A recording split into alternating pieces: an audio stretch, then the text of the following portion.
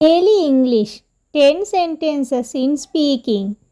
I offered him a small bribe. මම ඔහුට පොඩි අල්ලසක් දුන්නා.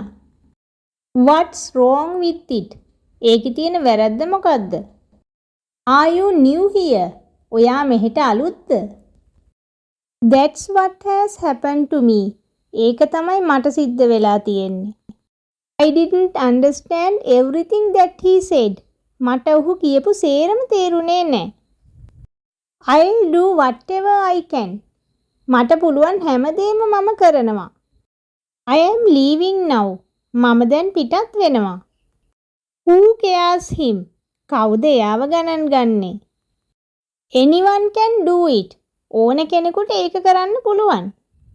No such luck. එහෙම පිනක් කොහෙද? Reverse. Never go reverse. So, try to live like a river. Forget your past and focus on your future. Always be positive. I invite you to subscribe my channel and watch my videos. Have a nice day.